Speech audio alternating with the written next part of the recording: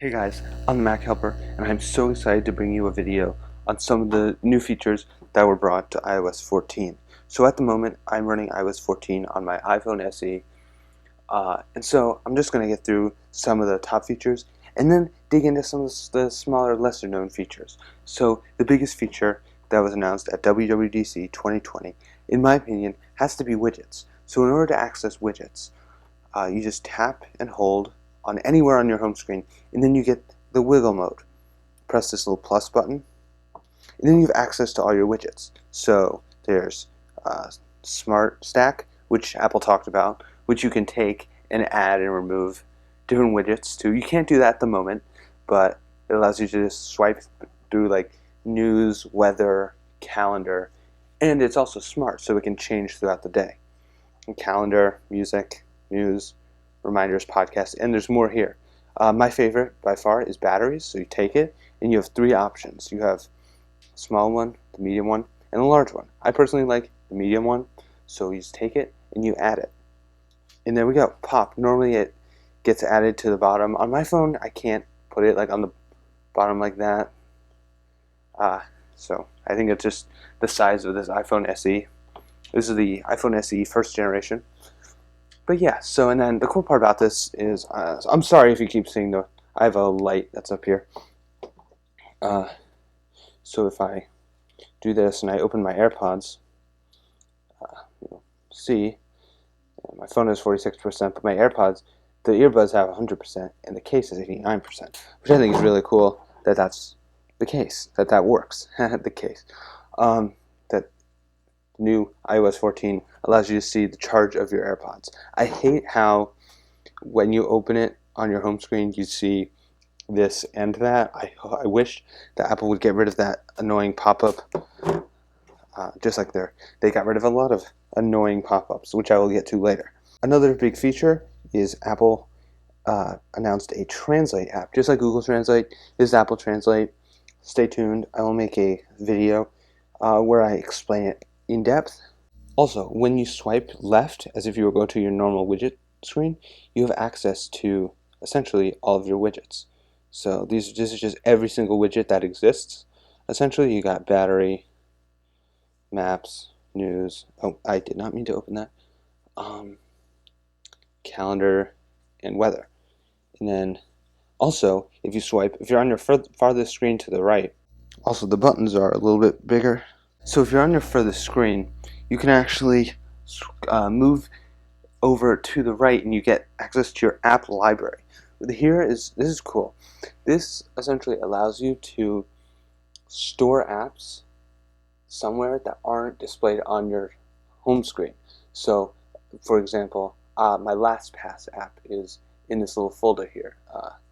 It's right here, but it's not on my lock screen, on my home screen, I mean. It was, but then I removed it. So how you do this? So what you can do, there's two different ways. You can hide stock Apple apps, and you can also hide like App Store apps and Apple apps that you are allowed to remove from your home screen. What I mean by that, say I have photos, which I don't think I can remove. So you click remove. Oh, not edit. You can do edit, but you can also go to remove app. And here you have an option saying remove from home screen. I can click that, it'll get out of my home screen, and it will go to my app library. Or is that what it's called? Yes, app library. And there's also apps like the Apple Watch app or the Apple Music app, where if you click remove app, you have multiple options. Cancel, add to library, or delete, which delete means you'll delete it from your phone in total, but you'll be able to download it in the App Store. I'm going to cancel that. Another cool feature I found was if you swipe up, I actually get access to my HomeKit devices. I have my bedroom ceiling light and my bedroom lamp. I also have a a salt lamp. I did a video on the outlet for that. So I don't know why that's not there, but anyway. But that's just a cool feature. Apple didn't show it. I found it really handy. I'm definitely going to use this a lot when iOS 14 goes public. So another feature that they talked about was phone and how incoming calls come in. So I'm going to demonstrate in here. I'm getting a call on my personal phone.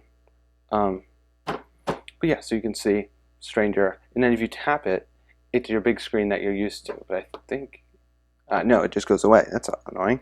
That's a glitch. Let me try it again.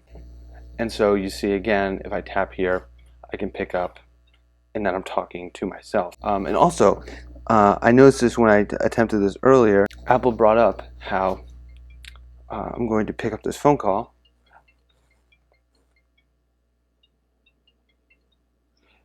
There's a little, where it won't go in focus that close, but there's that little orange dot there.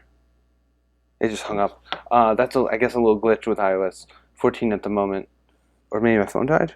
Nope. But there was you saw a little orange dot. That means that there's an app that is using your microphone. That is part of their privacy. Another cool feature that people have been wanting forever, and Apple finally did it in iOS 14, is the new Siri interface. Instead of it being, what's the weather in New York City, New York? And it takes up the whole screen. It gives you a whole lot of information. This time, in iOS 14, what is the weather in New York City, New York? It's just a little dot that pops up at the bottom, and when it's done, you see all of your content, and it just displays up at the top. I find that really helpful and really nice, and especially also with the phone call. It doesn't take up your whole entire screen like you're watching a video and then, or like texting someone, and then you get a call and you're like, oh, I don't want to answer this, like, or it's a scammer, or one of those bots.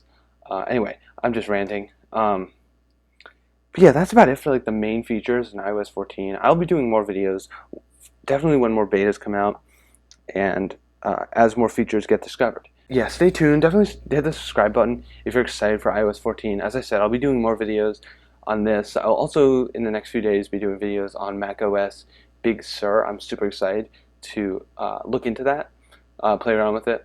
And then in like a month or so, I will probably get watchOS 7 along with tvOS 14 just to play around with and make videos on. Alright, if you enjoyed this video, make sure to leave a like, as I said, subscribe for more content. Take care, everyone, and I'll catch you in the next one. Bye.